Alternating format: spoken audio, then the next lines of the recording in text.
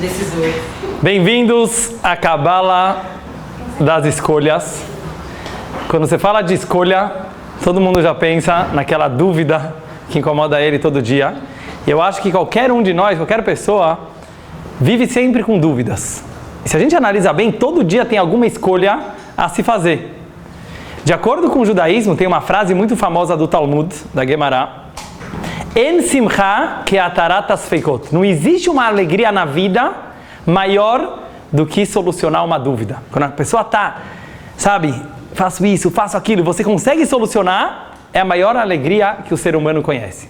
E por isso, de acordo com o judaísmo, a pessoa sempre deve tentar sair da dúvida o mais rápido possível. Não fica muito tempo na dúvida. E por isso a gente sabe que pela Kabbalah, o maior arqui-inimigo do povo judeu, que se chamava Amalek, ele tem a mesma numerologia de Safek, que significa dúvida, justamente querendo dizer que o nosso maior inimigo interno é ficar numa situação de dúvida. Quando a pessoa não sabe o que fazer e fica em cima do muro, é a pior situação. Tem que saber tomar uma decisão. Eu, por natureza, sou uma pessoa muito indecisa. Eu acho que é justamente por isso que eu resolvi me aprofundar muito nesse tema. Sempre foi um tema, normalmente quando você tem esse problema, você aprende a se aprofundar mais nele. Quem não tem esse problema não precisou pensar muito sobre o assunto, mas então eu fui atrás e eu descobri que o tema de fazer decisões, de fazer escolhas, além dele ser um tema super atual e super real na vida de todo mundo, ele é uma coisa muito profunda, um assunto muito profundo na Hassidut e na Kabbalah. Então, para começar esse tema, eu gostaria de fazer, em primeiro lugar, uma pergunta. Uma vez eu estava ouvindo uma senhora falando, antigamente eu ia no supermercado e eu sabia aquela bolacha que eu queria escolher, eu ia lá com toda alegria, fazia aquela escolha e voltava feliz para casa. Hoje em dia, tudo na vida. Você vai lá no supermercado, você vai comprar a tua bolacha, tem milhares de outros tipos em volta. Então você começa a ficar na dúvida, compro essa, compro aquela, talvez essa é mais gostosa. Isso acontece com bolacha, com chocolate, com viagens a fazer, com pessoas. Hoje a gente está num mundo que tem tantas e tantas variedades e opções que cada vez está mais difícil uma pessoa fazer escolhas na vida. Vocês concordam? Está muito difícil. Por exemplo, hoje na internet você tem tudo. Então agora eu quero começar a me aprofundar sobre um assunto. Qualquer assunto que você quiser, você tem no YouTube, você tem na internet. Você pode ficar expert em qualquer assunto em um mês. E aí que entra a dúvida, onde eu devo investir meu tempo? Que livro eu devo ler? Que comida eu devo comer? Onde eu devo viajar? Então a aula de hoje principalmente é saber como tomar uma decisão correta e não sentir que perdeu as outras. Porque esse é o maior sentimento da pessoa. Quando você faz uma escolha, passo um ano estudando ou vou dar uma volta ao mundo. São duas opções muito diferentes. Mas a pessoa às vezes tem que fazer essa escolha. Invisto na minha carreira ou vou conhecer o mundo para ter novas experiências? Se você fizer uma escolha, você está deixando de lado a outra. Então, como fazer uma escolha sem sentir que você está perdendo o outro lado da moeda? Então, para embarcar nesse assunto, eu gostaria de convidar vocês a fazer 4 perguntas muito fortes sobre a Torá e sobre o judaísmo. E a gente vai perceber como esse tema de escolha não é só um detalhe na vida. Às vezes eu fico na dúvida, então eu tenho que saber escolher. É o principal da vida de cada um, é saber fazer a escolha certa. E justamente por isso o judaísmo está muito ligado com esses temas. Então vamos fazer primeiro 4 perguntas, conforme nosso costume de começar fazendo perguntas, e depois a gente vai ver a chave que responde todas elas. A primeira pergunta que eu tenho para vocês é o assunto do povo escolhido. Uma das coisas mais polêmicas que existem na Torá, e ela nos incomoda até hoje. Porque o fato de ter um povo escolhido, talvez incomoda muita gente. Por que Deus precisou escolher um povo, como está na Torá, e dar essas leis, esses mandamentos tão bonitos para esse povo? Ele não poderia ter dado para toda a humanidade? Ninguém fez essa pergunta já? Por que Deus, quem fez o conceito de povo judeu? Pela Torá foi Deus. Deus escolheu o povo e falou, para vocês eu vou dar a Torá. Mas a Torá é uma coisa tão bonita, por que Ele não deu para toda a humanidade? Essa é a primeira pergunta. Pergunta número 2. Oi? Fala aí, Ser. Não é que só os judeus aceitaram? Então, tem um Midrash que conta, certo? Com certeza não é literalmente assim, que Deus foi perguntar para... Você tem que entender o conceito, foi muito mais espiritual. Então, tem piada sobre isso e tudo. Mas o fato é, a minha pergunta é, por que tinha que ser para um povo? Dá para todo mundo, não é verdade? Essas leis não são boas? Por que não dá para todo mundo? E a gente sofre, talvez, antissemitismo até hoje, por causa dessa diferenciação. Por que não podia igualar toda a humanidade? Por que tem que ter povo escolhido? Pergunta número 2. Mas depois que ele deixou criar o cristianismo, ele passou isso pro resto do mundo. O que falou que ele deixou criar? Foi, como não deixou? Sim, ele deixou criar muita... Deixado não teria. É verdade, tudo na vida, mas eu não estou entrando agora se é bom ou se é mal, mas eu falando, o fato que alguém veio e inventou o cristianismo não significa que foi dado por Deus. Não foi dado, mas foi permitido. Tá bom, tudo foi permitido. Então, só coisas boas? Tudo agora, tudo baseado na Torá. Mas não foi o mesmo judaísmo, o cristianismo não é o judaísmo. Mas é baseado na Torá. Não, ele nega a Torá. Ele nega todas as mitzvot. Tá bom. Nada a ver, mineiro. Imagina a base Eles inventaram um... É a base dele. Ele falou assim, todas as mitzvot não valem nada, ama o seu próximo que tá bom. Então tirou todo o judaísmo. Estuda. Primeiro estuda, depois você pergunta. Não foi católico, Então, mas o cristianismo... Não tem nada a ver com Deus. Oi? Nosso padre aqui também falou isso. Falou o quê? Ele falou que a base do judaísmo é amor ao próximo. Mas ele não negou as outras mitzvot. Ele não falou para de cumprir Shabbat, para de pôr filhinho. O cristianismo não tem nada a ver com o judaísmo. Sim. Sério? Então. Mineiro, essa teoria foi anulada. Depois você corta essa parte do vídeo. De qualquer forma. Você não foi um bom católico. Não, por favor. Você não foi um bom católico. Todas as perguntas no final da aula. A não ser que seja uma coisa diretamente conectada. Dá uma cortada. Pergunta número 2. Boa. Pergunta número 2. Pergunta número 2. Que tem a ver com a primeira. Você vai embora. O judaísmo, ele manda amar o próximo como a ti mesmo. Vocês acabaram de falar. Ame o teu próximo como a ti mesmo. É muito difícil. Como é possível uma pessoa amar o próximo igual ele ama a si mesmo? Então tem toda uma filosofia por trás dessa mitzvah. Que a pessoa, para amar o próximo como a ti mesmo, ele precisa esquecer as diferenças entre as pessoas. Ele precisa olhar para a alma, para a parte espiritual de cada um. E aí ele vai perceber que o outro também é ele. Porque na verdade é uma alma só dividida em um montão de corpos. E assim como você ama você mesmo, você vai conseguir amar o próximo. Mas é muito difícil passar por esse processo. Ao mesmo tempo que o judaísmo manda se amar todos por igual, ele fala, escolha uma pessoa para amar mais. Vai lá e casa. O casamento é uma invenção judaica. Muita gente pensa que casamento é uma coisa óbvia. A gente está vendo que hoje em dia tem um monte de países que as pessoas preferem já não casar. Não é uma coisa pela lógica, você pode ter filhos sem casar, você pode ter prazer sem casar. Quem falou que tem que casar? Mas o judaísmo acredita não. Você tem que escolher uma pessoa dentre toda a humanidade e essa pessoa vai ser tua e você vai amar ela mais do que os outros. Então a minha pergunta é, por quê? Se já tem a mitzvah de amar o próximo como a ti mesmo, isso engloba todo mundo, qual é o motivo que você precisa escolher alguém para amar mais? Eu estava lendo que existe uma religião no Oriente que eles têm uma visão um pouco diferente. Eles meditam o dia inteiro, eles se afastam das coisas materiais, mas o sistema, eu conheci alguém que foi para esse grupo, para esse movimento, e ele me contou que funciona da seguinte maneira: depois de meditar o dia inteiro, eles têm relações, todo mundo com todo mundo. Por quê? Porque a base deles não existe esse negócio de possuir uma pessoa, não existe esse conceito, ela é minha, ele é meu. Não, se você ama o próximo, então você ama todos por igual. Então não existe regras e barreiras. O judaísmo não acredita nisso. Então a minha pergunta é, por que o judaísmo, pela lógica, eles têm razão. Pela lógica, eles têm razão. Se você iguala a todos, por que você tem que escolher alguém? Pergunta número 3. Esse mesmo conceito a gente vê em todos os aspectos da vida judaica. Por exemplo, o Shabat é sagrado. Domingo, segunda, terça, quarta, quinta e sexta não, mas o Shabat é sagrado. Festas judaicas são sagradas. Tem muitos objetos sagrados no judaísmo. A mezuzá, você tem que dar um beijo quando você passa.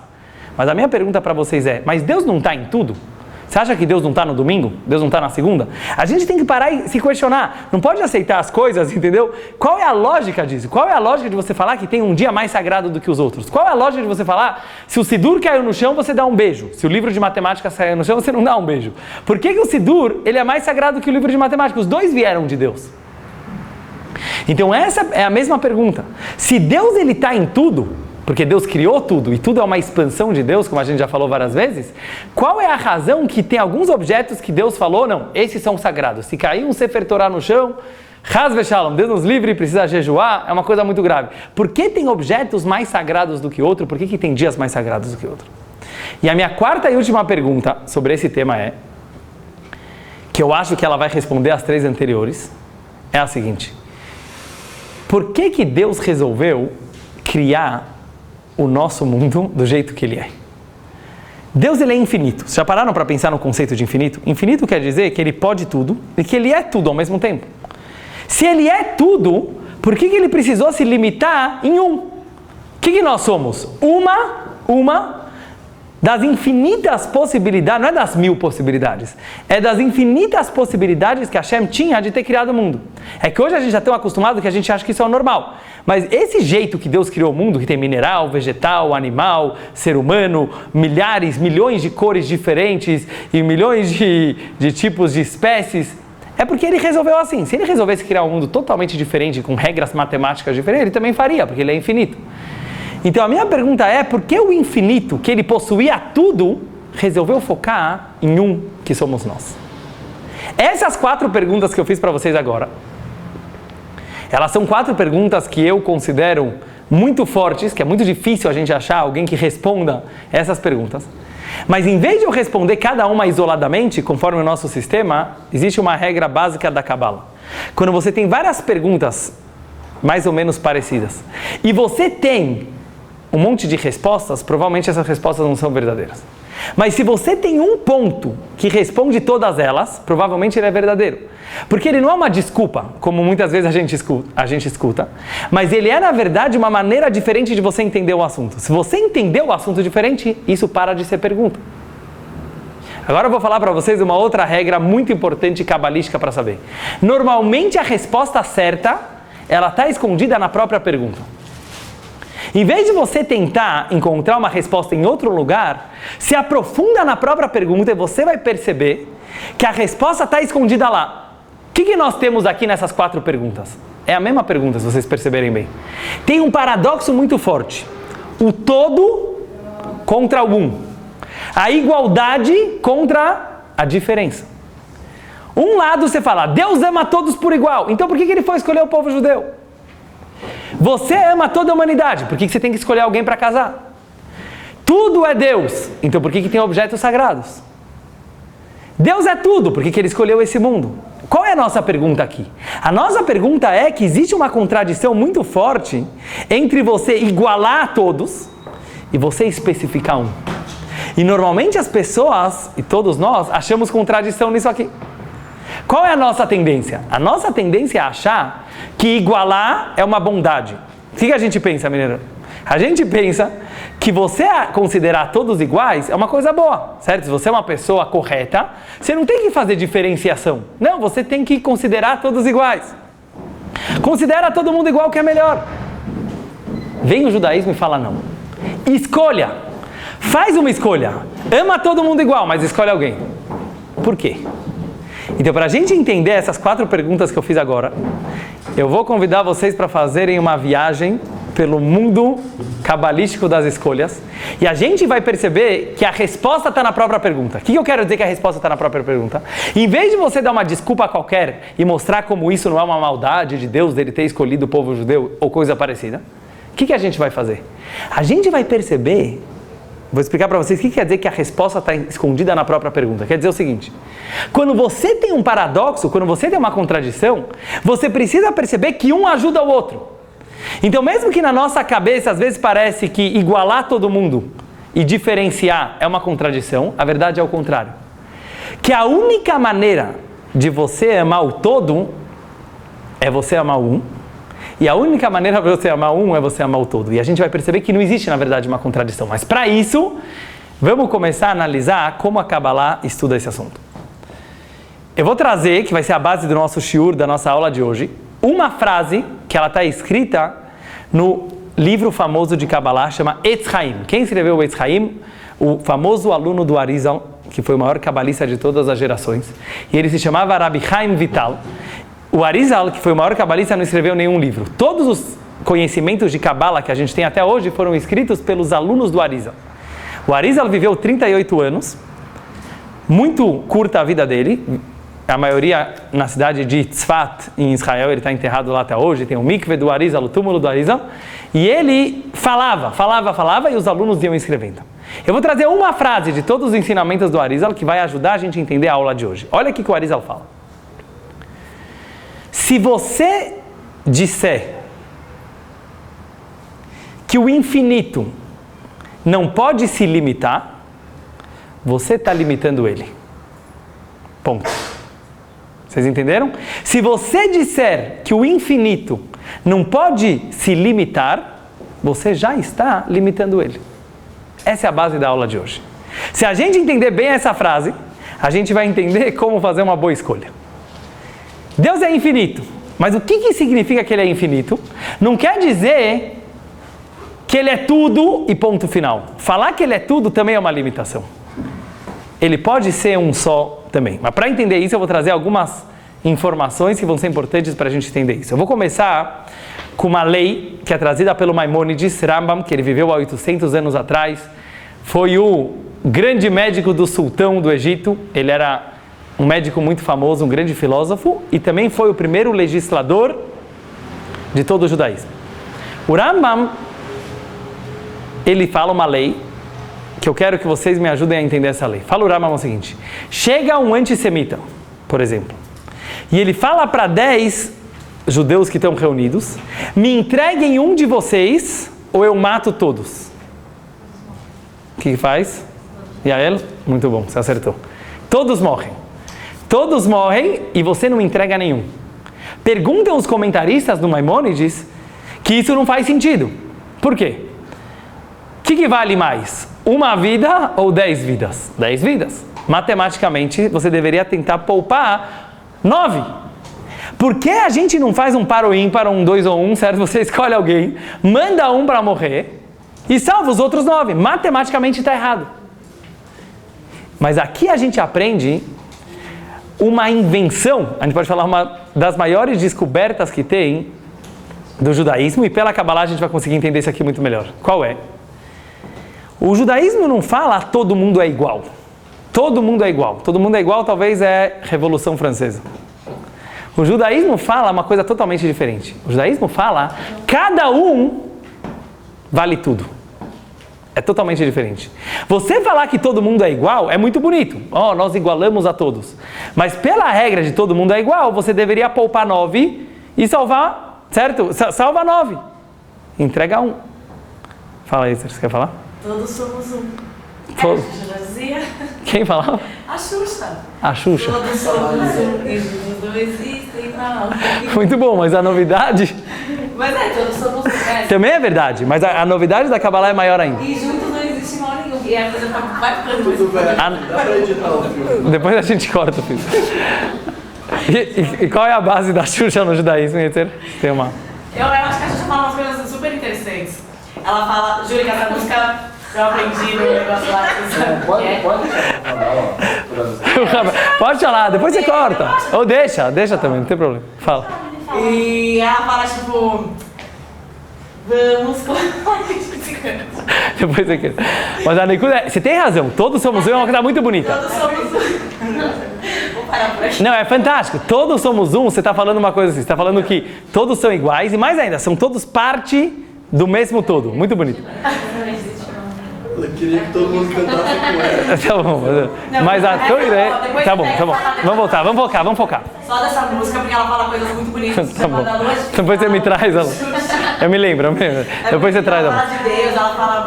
Tá bom, mas a Nekuda a novidade do Rambam, a novidade que a gente vê aqui é muito mais profunda. Ela quer falar, cada um, ele é o mundo inteiro. Não é só que todos fazem parte do mesmo todo. Cada um sozinho, por ele ser parte do todo, ele sozinho, ele vale todo. Porque se você entender isso, faz sentido aquela halakha, aquela lei do Rambam. Por que a gente não entrega 1? Matematicamente, 9 vale mais do que 1. Então, salva 9 e entrega 1. Por que não? Porque pela lógica das almas, a gente não enxerga assim. A gente fala, 1, ele vale tudo, tanto quanto 9. E a gente viu isso há algum tempo atrás em Israel, até nos tempos de hoje, quando eles, para salvarem um prisioneiro, o Gilad Shalit, libertou milhares e milhares de prisioneiros, teve gente que foi contra, você nunca vai encontrar isso em nenhum país, em nenhum lugar. Por quê? Por que não? Porque para o judeu, a gente ganhamos a guerra, só morreu 50. Não, doeu muito que morreu 50. Porque a visão judaica é, morreu um, acabou o mundo. Acabou o mundo. De onde a gente tirou isso? A gente tira isso de uma Mishnah clara do Talmud, que fala o seguinte, por que Adão, ele foi a única criatura de Deus, Adam Arishon, que ele foi criado sozinho. Vocês perceberam? Você lê o Gênesis, você vê que todas as criaturas foram criadas em grupo, ou em casal, ou em grupo. O único que Deus criou sozinho foi Adão. Depois ele gerou a Eva do Adão. Por que ele criou sozinho? Então a Mishnah faz essa pergunta. Lama nivraha Adam levador. Por que Adão foi criado solitário? Responde a Mishnah. Para ensinar cada ser humano que cada um deve se falar todo dia Bishvili nivraha olam. O mundo foi criado só para mim. Não é egoísmo você falar isso. Cada um tem que se falar todo dia. O mundo foi criado para mim. Por quê? Porque às vezes a gente pensa, o mundo está andando bem, deixa eu curtir minha vida. Não. Existe alguma coisa aqui que só você pode fazer. Existe algo aqui que você é único. Não adianta você falar, está indo bem. Não está indo bem. Você é o mundo inteiro. Bishvili nivraholam. E por isso Deus criou Adão sozinho, para ele sentir que o mundo inteiro foi criado para ele, e assim é para cada um de nós. Onde eu estou querendo chegar com isso? Eu estou querendo chegar para vocês para uma ideia muito, muito profunda da Kabbalah. Vou tentar trazer ela em palavras simples, que é o seguinte. Normalmente, eu vou falar só a última brisa da aula e depois eu vou trazer assuntos práticos. Normalmente a gente fala que quando você pensa em infinito, pega em matemática, quem estuda mais matemática, você sabe que quando você fala em infinito, o que você está falando em infinito? Infinito quer dizer que nunca acaba. Então eu vou fazer uma pergunta para vocês. Quanto vale 1 perante o infinito? Quem sabe? 0. Muito bom. Só o suíço acertou. Quanto vale 1000 perante sobre o infinito? 0. Que 1000? Quanto vale 1 milhão perante o infinito? 0. Quanto vale 1 bilhão perante o infinito? 0.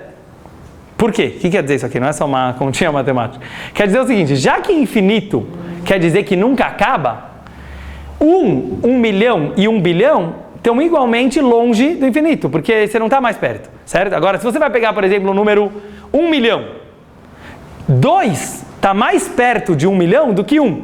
3 está mais perto, 4 está mais... Então existe um parâmetro.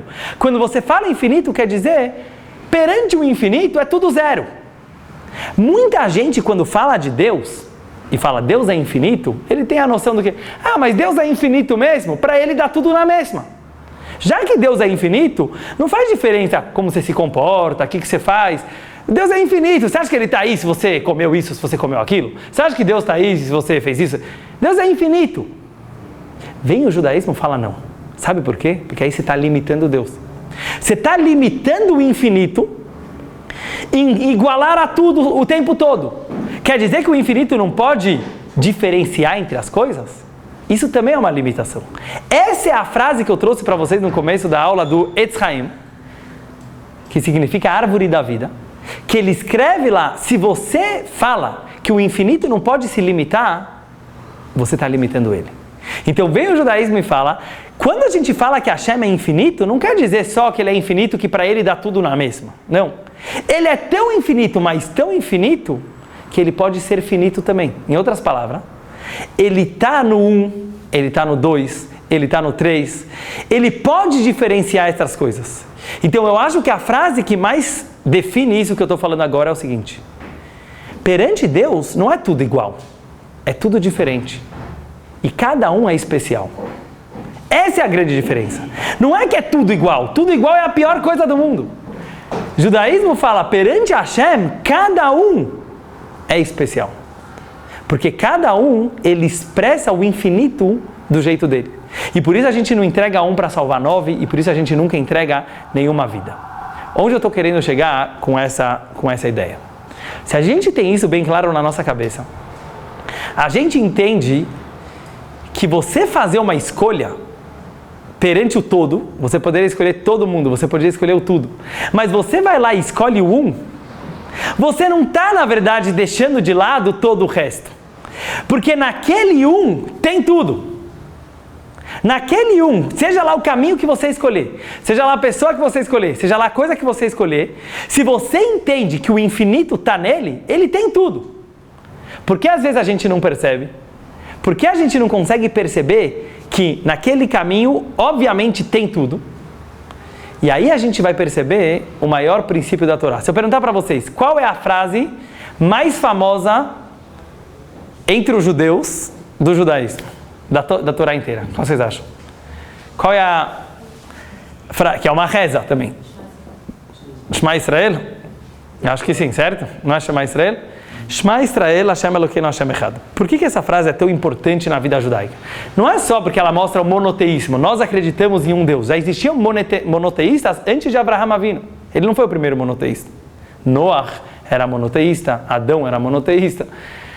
A novidade dessa frase é muito mais profunda. Shema Israel, escuta Israel, Hashem Elokeinu, Hashem, nosso Deus, onde você encontra ele? Hashem Echad, você encontra no Echad, na palavra um. O judaísmo, ele acredita no unicidade. Qual é, agora eu vou fazer outra pergunta para vocês, qual é a proibição que mais aparece em toda a Torá?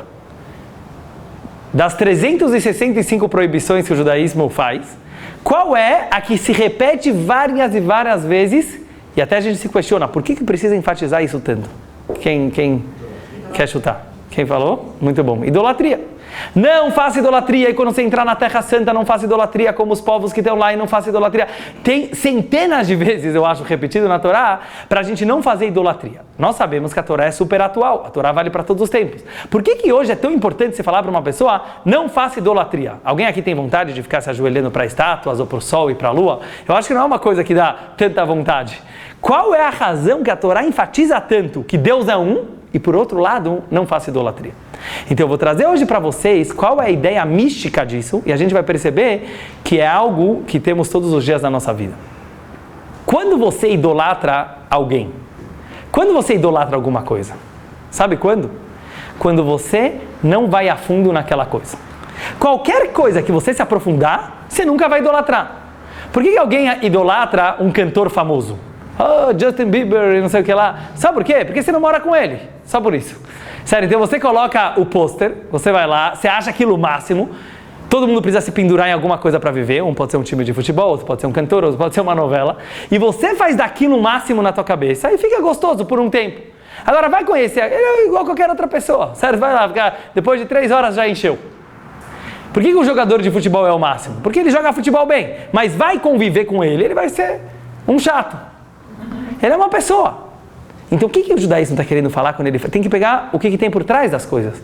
Quando a Torá fala não faça idolatria, ela está querendo falar assim, não olha superficialmente sobre as coisas, porque se você olha superficialmente, você vai idolatrar. Idolatrar quer dizer, você faz um rótulo para o bem ou para o mal, e as pessoas gostam de fazer isso, e define, isso é bom, isso é ruim, esse é o vilão, esse é o herói, a gente gosta de viver com os conceitos que a gente coloca na nossa cabeça, isso é idolatria. Vem o judaísmo falar, esse não é o sistema judaico. Essa é a grande invenção judaica. Shema Israel, Hashem Elokeinu, Hashem Echad. Pega uma coisa, qualquer coisa que for, vai nela até o fim, você vai encontrar Deus. Não tem chance de você não encontrar Deus. Porque tudo é Deus. Deus está em cada coisa do jeitinho que Ele é. Mas não desiste no meio. Pega e vai até o fim, e você vai perceber que aquela pessoa é infinita. Qual é a graça de uma pessoa? A graça de uma pessoa é que não dá para definir ela. Uma pessoa é uma mistura de emoções, com ações, com intelecto. Essa é a graça, mas a gente não gosta de fazer isso. A gente gosta de rotular. Esse é o bom, esse é o chato, esse é o legal. E acabou, e a gente continua a nossa vida. Isso é idolatrar. O judaísmo fala não. Aceita que você não entende essa pessoa que está na tua frente. Você quer ter um relacionamento com ela? Tudo bem. Então, Hashem Echad. Vai até o fim nela e você vai descobrir Deus. E você vai descobrir muita coisa. Com esse conceito que eu estou trazendo agora para vocês, a gente vai conseguir entender por que o judaísmo gosta de escolhas. Ele é totalmente baseado em escolhas. Primeiro na escolha de Deus e depois nas escolhas que a gente faz o tempo todo. Porque é só através de você escolher uma coisa e ir nela até o fim que você vai conseguir encontrar o todo. Então vamos pegar, no exemplo, vamos pegar uma das perguntas que eu fiz no começo. O judaísmo manda amar toda a humanidade. Depois ele fala, escolha uma pessoa para casar e ame ela mais. Como assim? Mais? Já quer dizer que já não estou igualando todo mundo. Como funciona isso? É uma contradição? Não é uma contradição. Por quê? A Torá está querendo falar o seguinte, sabe qual é o sistema de você amar todo mundo por igual? Você conseguindo amar um. Se você ama um, você ama todo mundo. Se você não ama um, você não ama ninguém. Vou contar para vocês uma história. Uma vez, um rabino, amigo meu, ele contou que ele foi fazer uma palestra numa faculdade. Então, tinha jovens nos Estados Unidos, ele fez uma palestra, ele falou também sobre o Holocausto. Depois da palestra chegou um jovem para ele e falou: eu não concordo com isso que você falou sobre o Holocausto e antissemitismo, eu acho que a Alemanha tinha suas razões para fazer o que ela fez. Ele era judeu, mas começou a defender o próprio Hitler e o Holocausto. O rabino ficou, meio chocado, tentou explicar para eles e assim foi.